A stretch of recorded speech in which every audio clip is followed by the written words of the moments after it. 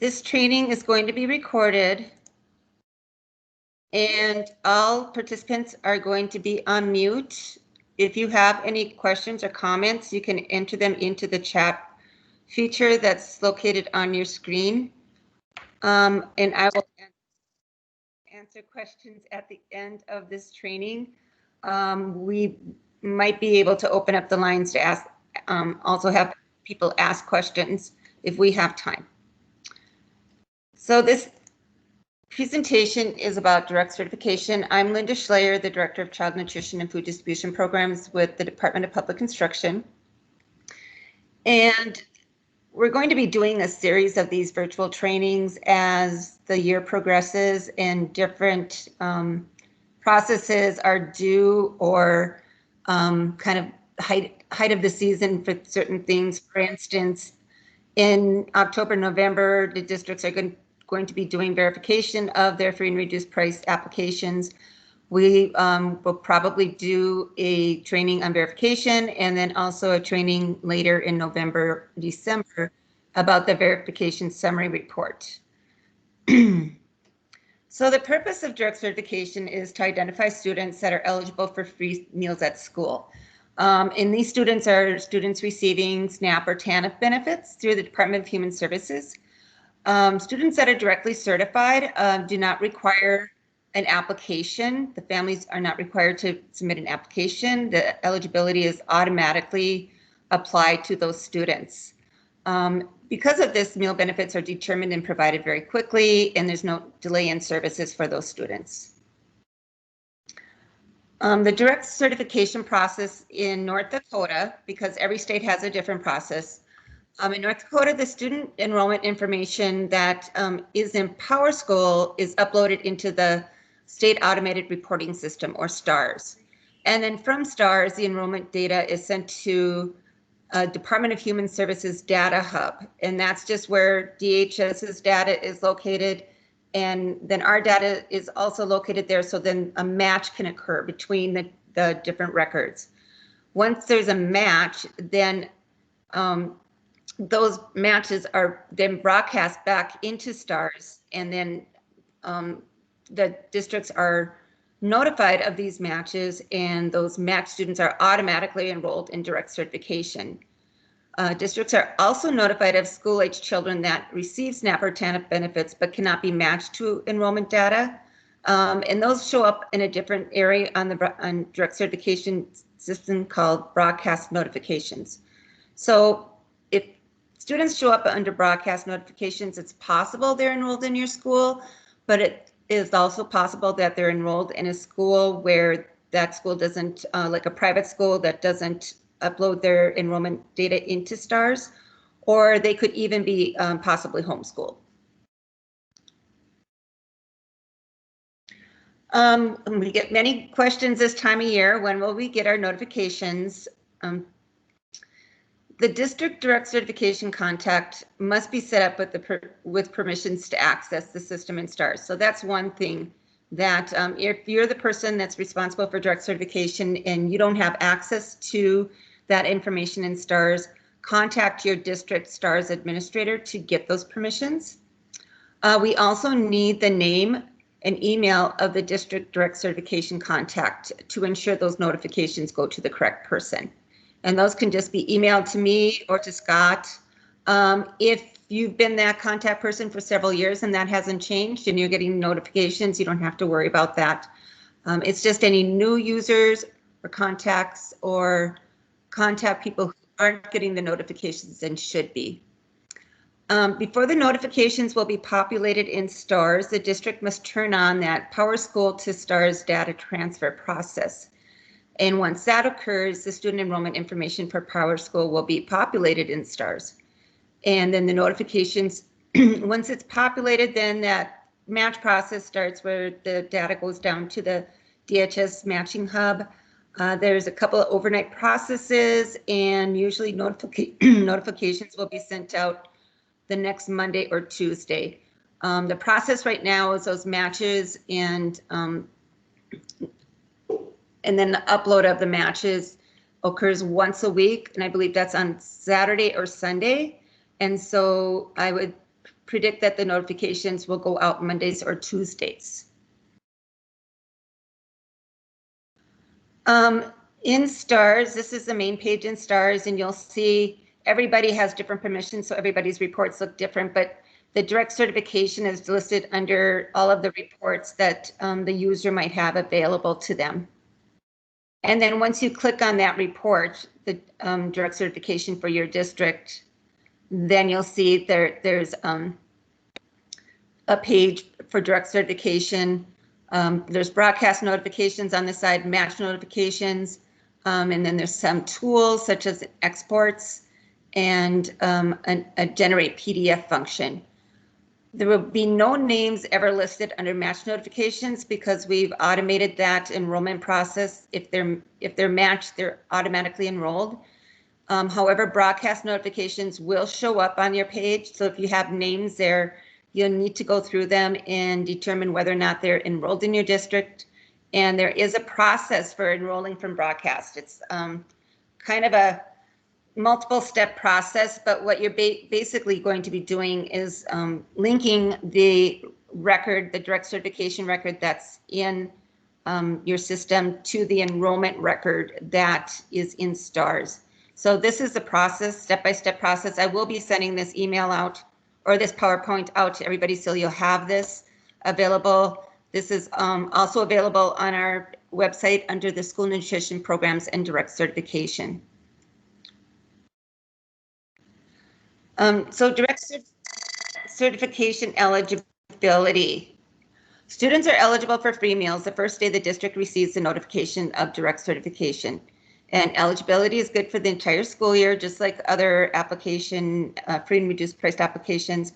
And then there is that 30-day carryover into the next school year or until a new direct certification record is received or the household submits a new application and there's a new determination on that. If a household has submitted an application before the direct certification notification is received, write direct certification at the top of that application and file that separately from the other free and reduced priced applications. That's because direct certification always trumps eligibility through applications. So direct certification is always going to be that key indicator. One thing that we have to do for USDA is we report on that direct certification notifications and records, and that's compared to the number of school-age children in North Dakota that are receiving SNAP benefits. And there is a certain threshold that we're expected to meet with our direct certifications. And so it's really important for us to get that, that data as accurate as possible. If a household submits an application with a SNAP or TANF case number, but the students don't come through on your direct certification list, you can accept that application as is, or you may verify that application for cause through social services. So it would be a matter of contacting social services to see if that household actually has an active SNAP or TANF case number. That's up to the district, but it is also up to the district that if they choose to do one or the other, all of those applications are handled the same for that purpose. You can extend direct certification benefits to all children residing in a household where at least one directly certified student is, where there's at least one directly certified student.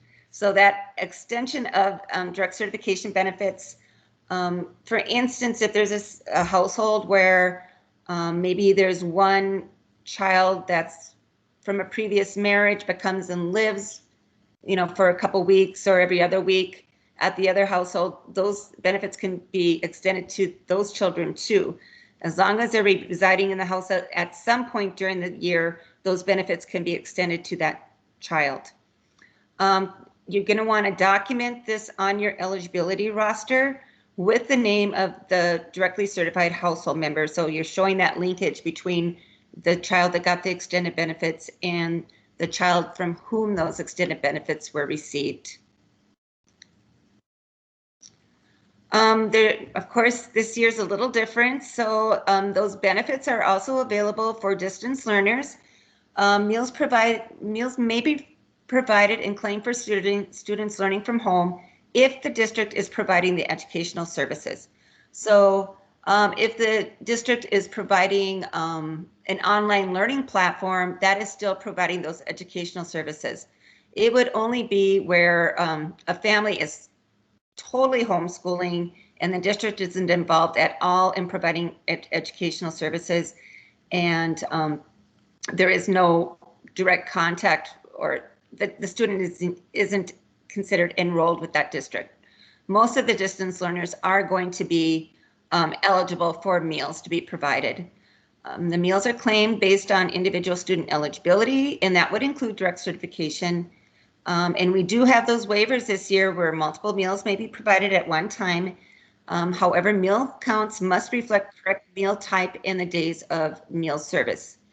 As we get more information about this, we will be sending out more guidance. I have been getting questions about the requirement for districts to provide meals to distance learners. And that's a question we can't answer right now. We're still waiting for guidance from USDA on that. And as soon as we find out, we will make sure you know.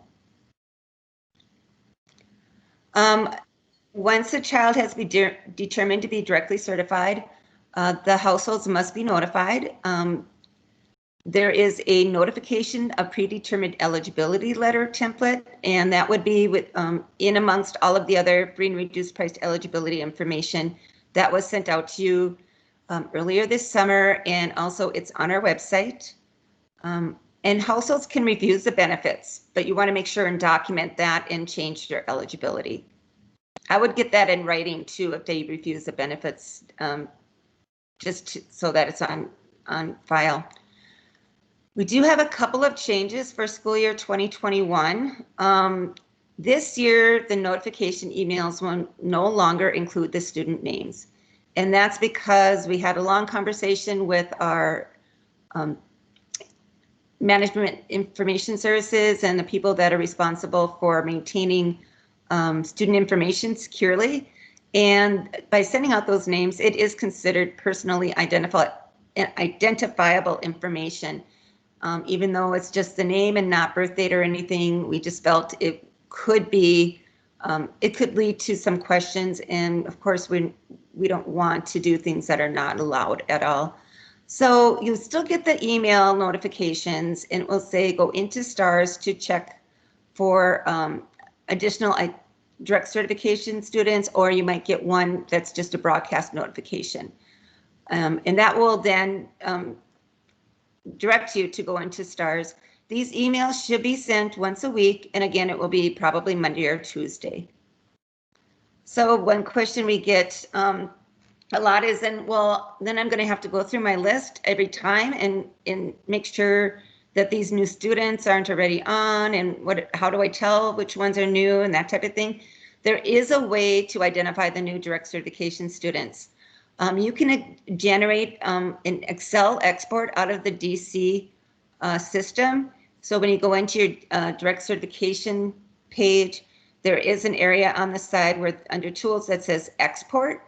So you click on export, and then you'll get another page where gives you the name of the export, and then you just click on that export button at the bottom, and that will generate an Excel spreadsheet. And with that Excel spreadsheet, then you will be able to look at what the eligible date is. That eligible date is the date that that match was sent to the STARS. So the eligible date can be sorted by from the newest to the oldest, and your new direct cert students will have the most current date of eligibility. So it's just a matter of running that export and then identifying those students with the newest eligibility date. If you have any questions about this or need some help, you can certainly call our office and we can help you with that. These exports do not have to be saved. All of this information is maintained in the direct certification system. We have, I believe the information is still in STARS for at least the past 4 or 5 years. You do want to make sure and save all of the associated documentation, such as information on an extended eligibility or benefit refusals, separate and maintain that in a separate direct certification folder so that it's all in one place and easy to get to. Because this documentation will be reviewed as part of the school nutrition program administrative review process.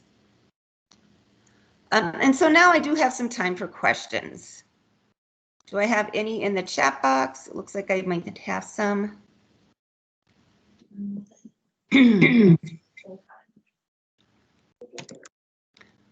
How are we to charge distance learners for lunch? Just like you would in a normal school year if they're eating at the school, they get charged based on their eligibility. So students that are eligible for paid meals pay that paid meal rate. Reduced would be 40 cents for lunch, and free would be free.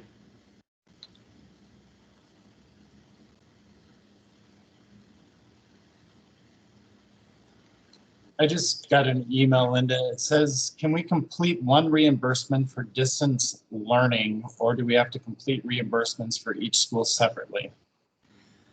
Oh, that's a good question. Right now, the system is set up where you have to claim by site.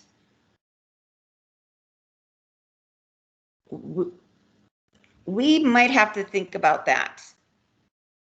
But the problem is, if you have distance learners, they're probably going to be, in a lot of cases, they're at home 2 days and maybe in school 2 days, 2 or 3 days.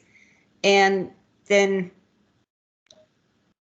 I think the simplest way would just be claim them within the school that they would normally be attending if they were at school in person. But if anybody has suggestions on doing that differently, I'm open to it. And I think we might have to have a discussion amongst ourselves about that too.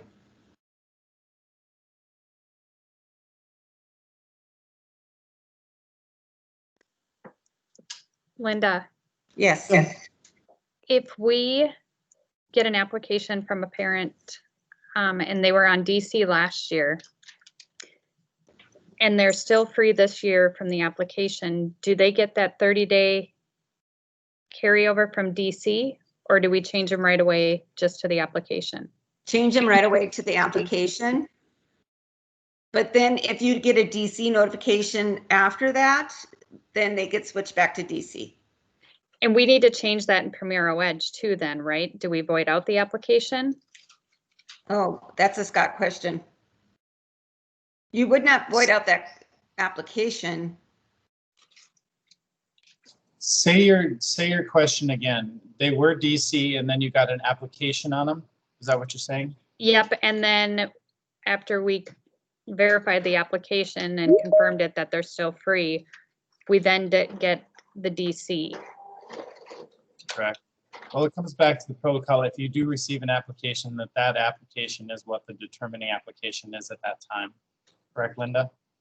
Right, but she's wondering in Primero Edge, if after they do that application in Primero Edge and then they come across as DC, do they void out that application? They would not void that application out, but they would change that student to direct cert.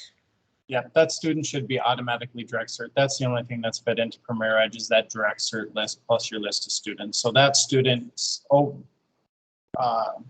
application would be overridden with direct certification by the system automatically. So we don't need to do anything in Primero Edge on our end for that. You shouldn't, but it's always good to check. What I say 100%, if you have one that comes across, just go into Primero Edge and check the next day to make sure that they switched over, but they should. Thanks.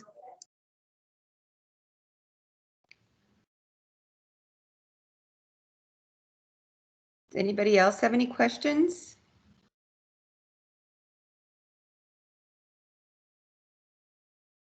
All right, so the sooner you can get your PowerSchool to STARS up transfer turned on, and that's something you're going to have to work out with your STARS person at your school, the sooner you will start getting your direct certification notifications.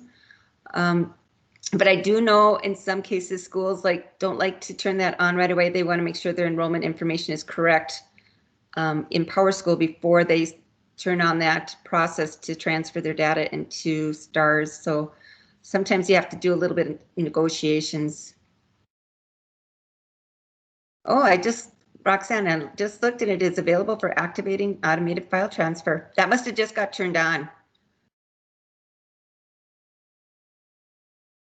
When inputting information in PowerSchool, put them in as direct certification and a status of free, if you can do that. I'm not sure if that's something you can do, but they should be both direct certification, and then because they're directly certified, they are free. It is only a DC. You can only pick one in there. You can pick free, reduced, paid, or DC. Oh, well, then definitely put DC.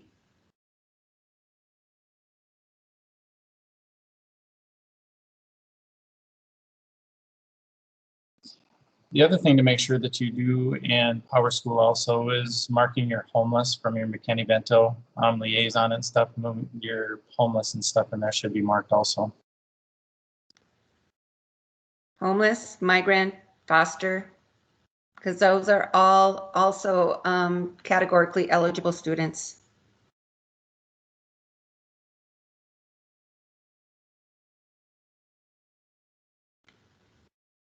Okay, one last call for questions. If I have a parent that puts their SNAP and TANF number on there, but doesn't give me their social security number, do I have to accept it? If they put their SNAP or TANF number on there, they do not have to give you that 4 digits of their social security number. I believe the social security number is only required for those that list income. Okay.